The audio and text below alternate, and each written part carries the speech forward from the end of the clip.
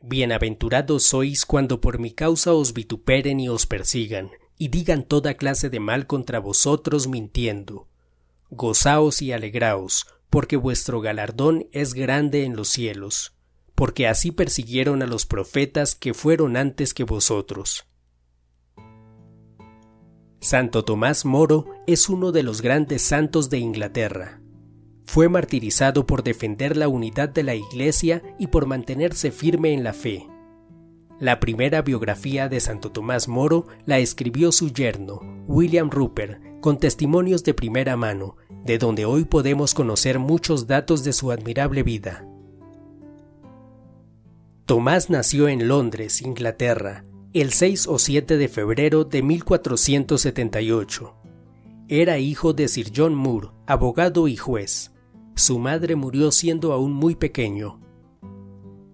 De niño estudió en la escuela de San Antonio y a los 13 años fue a trabajar de mensajero en casa del arzobispo de Canterbury, quien al ver la gran inteligencia del muchacho lo envió a estudiar al colegio de la Universidad de Oxford, donde aprendió retórica, latín y griego.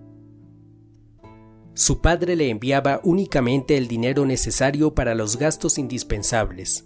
Esto le fue de gran provecho, pues mientras los otros jóvenes salían a divertirse con el dinero que les sobraba, Tomás se quedaba en la biblioteca estudiando y leyendo todo cuanto podía. A los 18 años comenzó a estudiar Derecho, y a los 22 se graduó y comenzó a ejercer como profesor en un prestigioso colegio de Londres. También ejerció la abogacía y desde 1504 entró a formar parte del Parlamento. Por su gran amor por el conocimiento, mantuvo correspondencia y amistad con destacados intelectuales de su época, especialmente con el español Luis Vives y con el neerlandés Erasmo de Rotterdam, los cuales vivieron un tiempo en Inglaterra. También mostró un gran interés por la obra del italiano Pico della Mirandola. Durante algún tiempo tuvo dudas sobre su vocación y consideró la posibilidad de ingresar en la vida religiosa, pues sentía un amor especial por las cosas de Dios. Además, cuando estudiaba griego pudo traducir los evangelios y algunos textos de los padres de Oriente, lo que había despertado aún más su interés por la vida religiosa. Incluso dictó unas conferencias sobre la ciudad de Dios de San Agustín. Por 4 años vivió como postulante con los monjes cartujos de Londres y lo intentó también con los franciscanos, pero finalmente se dio cuenta de que no tenía la vocación necesaria. Al retornar a la vida como laico, se casó con una mujer llamada Juana, con la que tuvo 3 niñas y un niño, además de otra niña a la que adoptaron.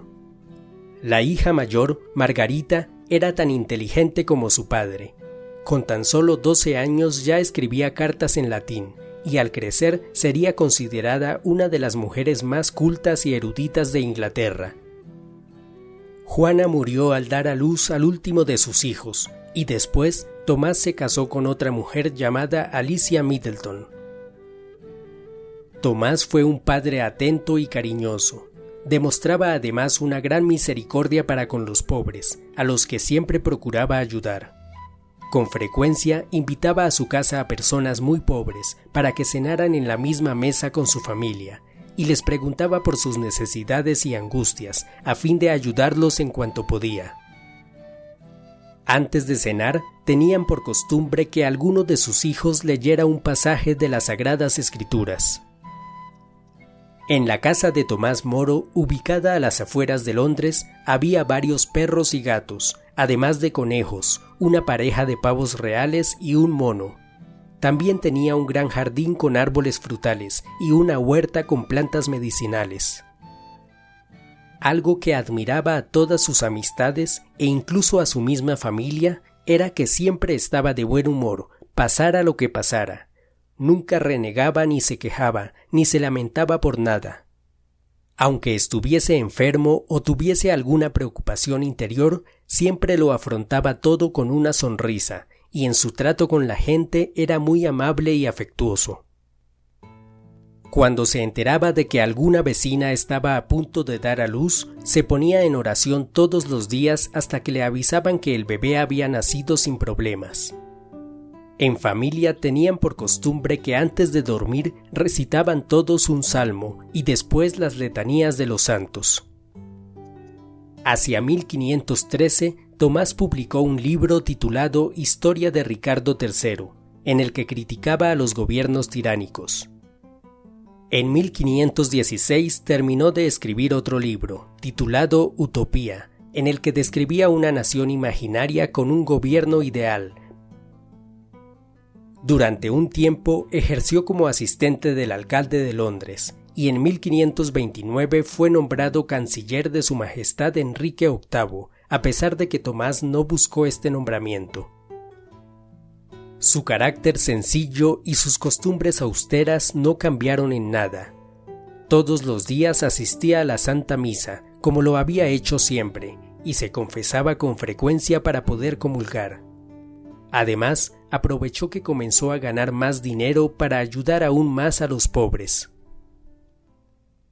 Por esa época llegaron a Inglaterra los primeros protestantes, como consecuencia del cisma iniciado por Martín Lutero en Alemania. Tomás Moro hizo todo lo posible para combatir la herejía, pero nunca atacaba a las personas, sino a las ideas con argumentos. 2 años y medio después de estar ejerciendo como canciller, el rey repudió a su legítima esposa, Catalina de Aragón, hija de los reyes católicos de España, pues solo le había dado una hija. Enrique VIII deseaba un niño varón que perpetuara su dinastía en el trono. Entonces comenzó a vivir públicamente con la dama de honor de la reina, llamada Ana Bolena. El Papa Clemente VII no aceptó la anulación del matrimonio con Catalina de Aragón. En respuesta, el rey comenzó a promover la idea de cortar las relaciones con Roma y declararse jefe supremo de la Iglesia de Inglaterra. Para esto, obtuvo mediante sobornos el apoyo de los obispos y de los principales teólogos del reino, entre quienes fueron repartidos muchos bienes confiscados a la Iglesia.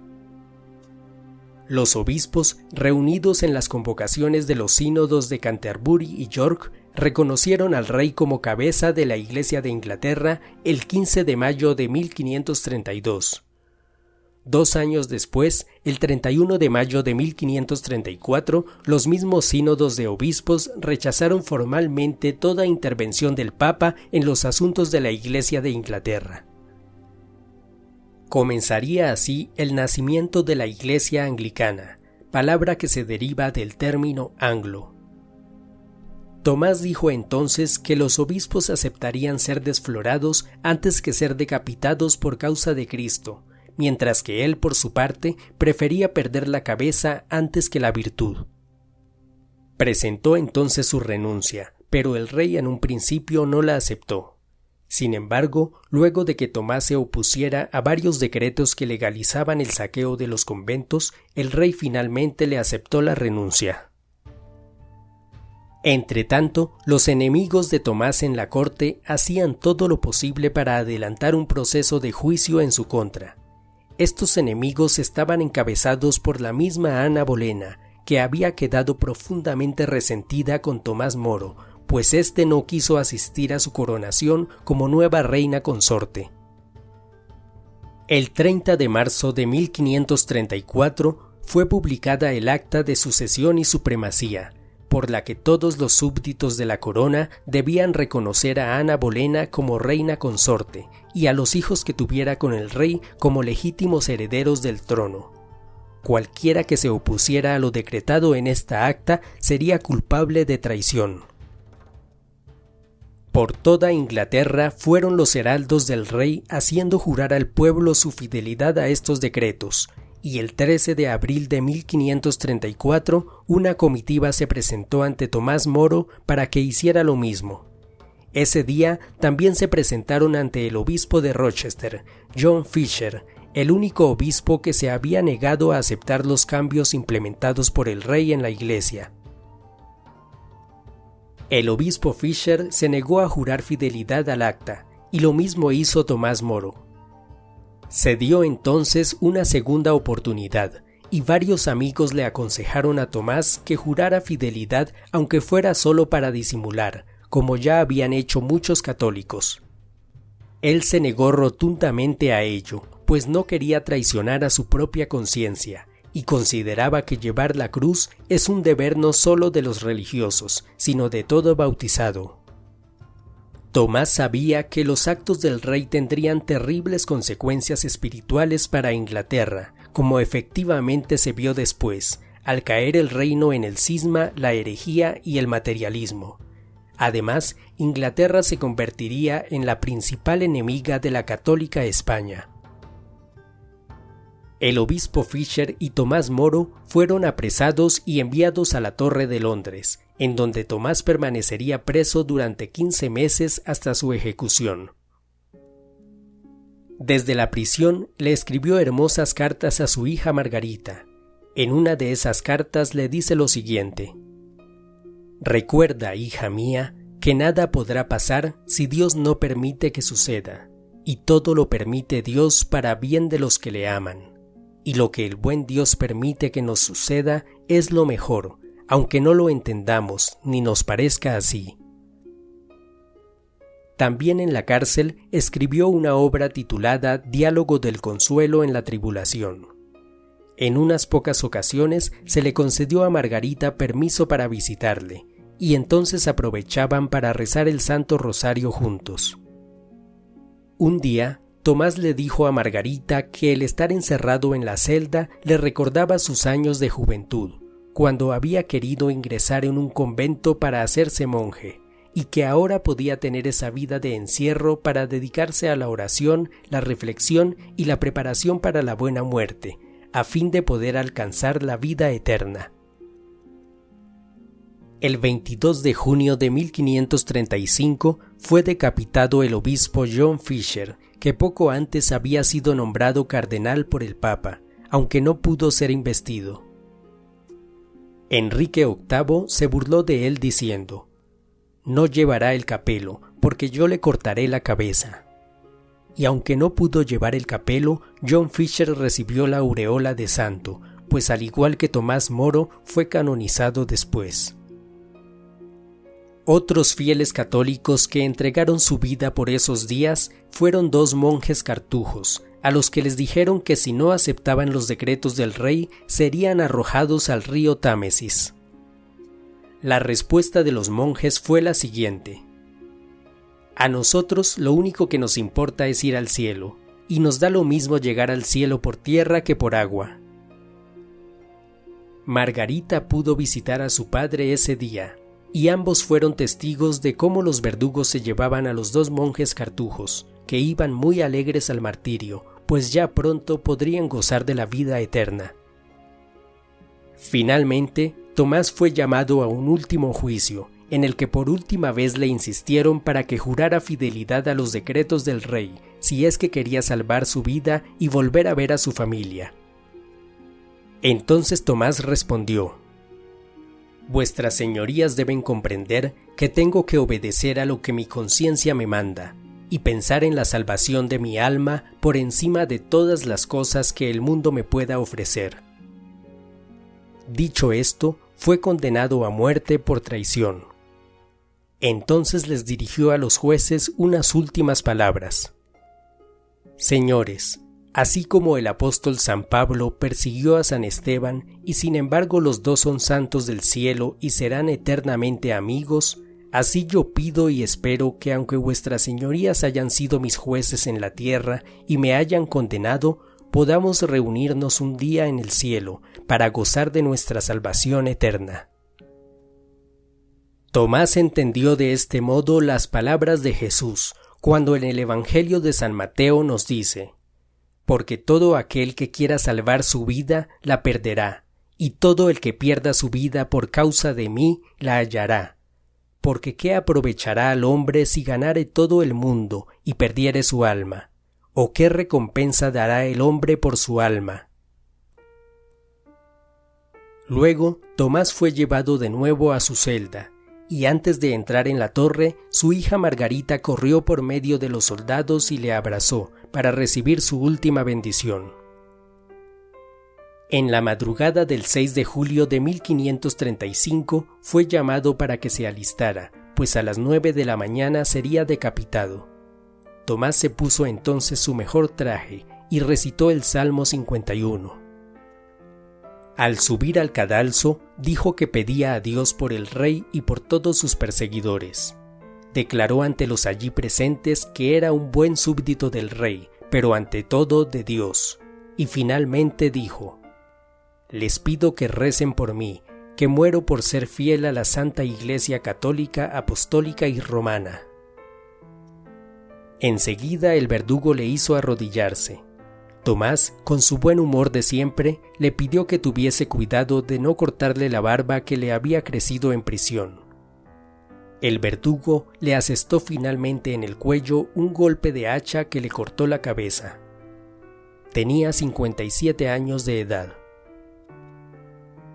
La cabeza de Tomás fue clavada en una pica y exhibida sobre el puente de Londres, para escarmiento de los católicos. Algunos días después, Margarita pudo recoger la cabeza de su padre para darle sepultura en la iglesia de St. Dunstan de Canterbury. Al año siguiente, la misma Ana Bolena sería repudiada por el rey y moriría también decapitada. Además de Tomás Moro, el obispo Fisher y los monjes cartujos, también fue martirizada una monja que tiempo atrás había profetizado que el rey provocaría un gran cisma en Inglaterra. Después, durante el reinado de la despiadada Isabel I, muchos otros católicos serían víctimas de las persecuciones, que se extenderían hasta el siglo XVII. Santo Tomás Moro compuso una sencilla y bella oración que es muy conocida.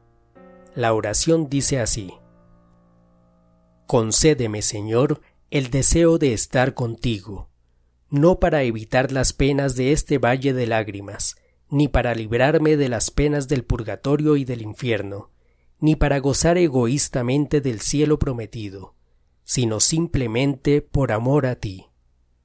Amén».